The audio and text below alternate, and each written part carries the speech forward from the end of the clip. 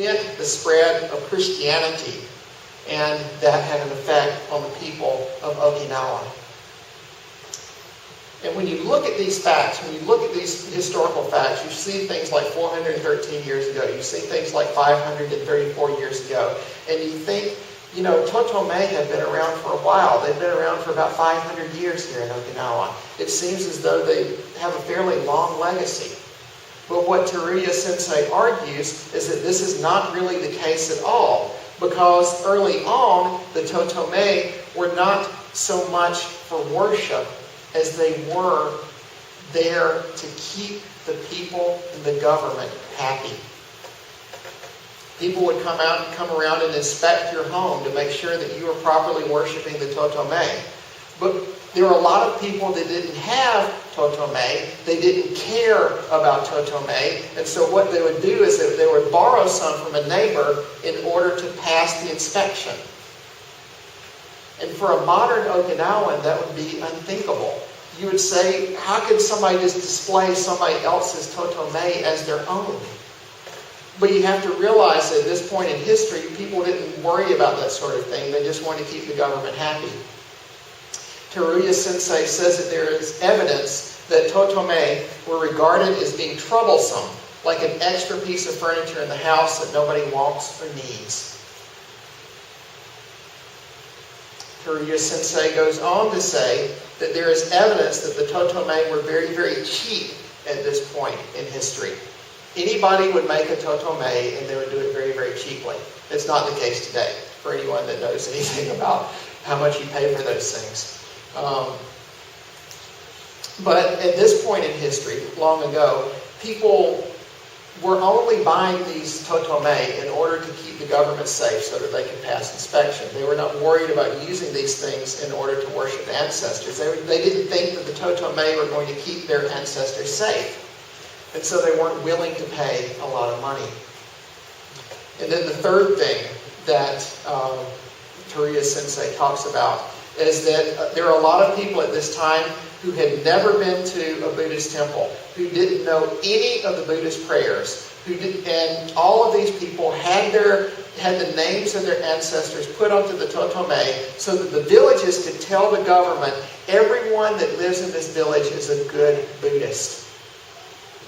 So when you think about all of this, here's what you should derive from it. Here's what you should think about this. About 400 years ago, people had Totome for one purpose and for one purpose only. They wanted to keep the government happy. It had little or nothing to do with what they believed about the ancestors. But Totome are so important now. It is the center, in a sense, of the entire Okinawan traditional religion. How did these things become so important?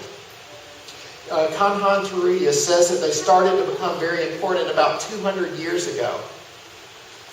Not 400 years ago, not 500 years ago, but about 200 years ago they started to become important. And now, ancestor worship has become a very important part of the Okinawan identity. If you worship the Totome, you are considered to be a good Okinawan. And if you don't worship the Totome, you're not considered to be an Okinawan. But here's what you need to realize. The object, the Totome, that is most essential to the Okinawan traditional religion is something that has only been regarded as being important for about 200 years. Now, if you're not worshiping the Totome, you're going to have your friends or perhaps your family members say you're not Okinawan. Here's what you need to realize. 300 years ago, nobody cared about the Totome. 500 years ago, nobody cared about the Totome. 1,000 years ago, there was no Totome in Okinawa. And people that lived here 300 years ago, 500 years ago, 1,000 years ago, were good Okinawans.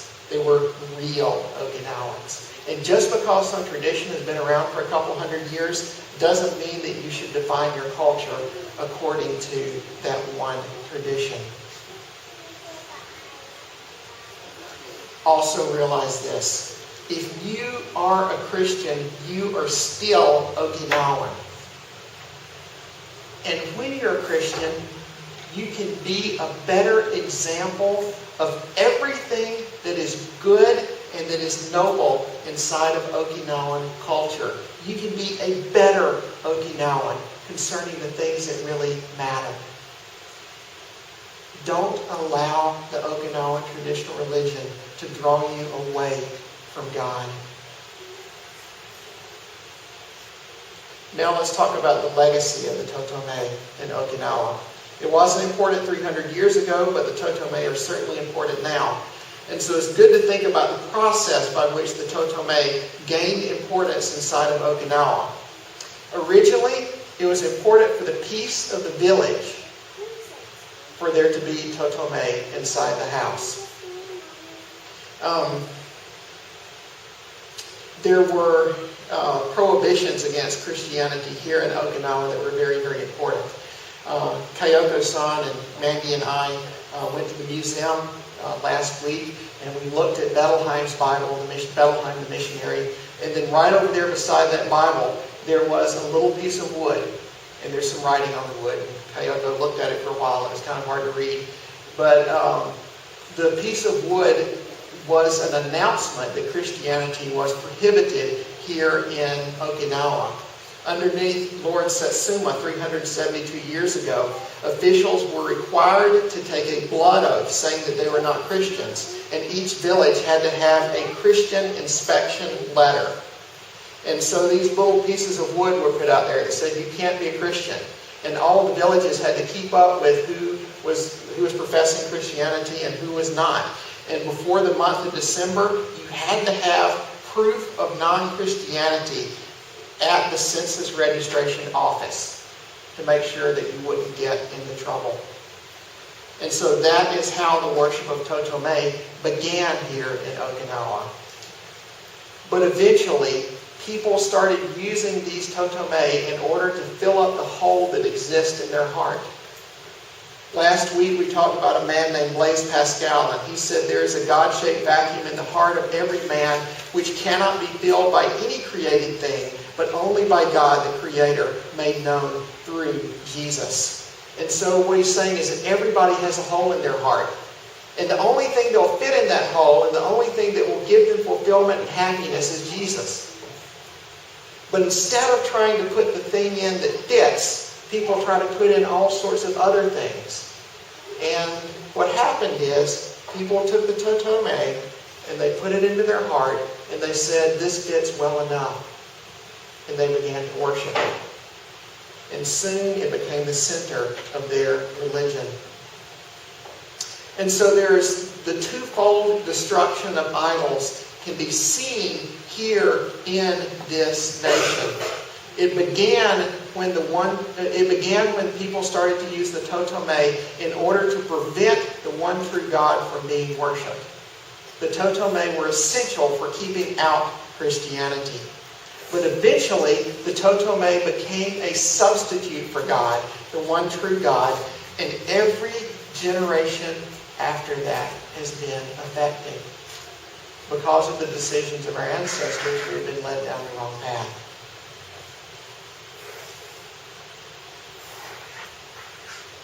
When you think about these sorts of things, you need to understand that you need to create a new legacy for your children.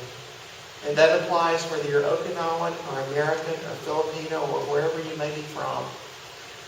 The decisions that you make are going to affect your kids and your kids' kids and perhaps even your entire nation. Brian Edwards said, "It is a fundamental law of humanity that we never sin to ourselves alone.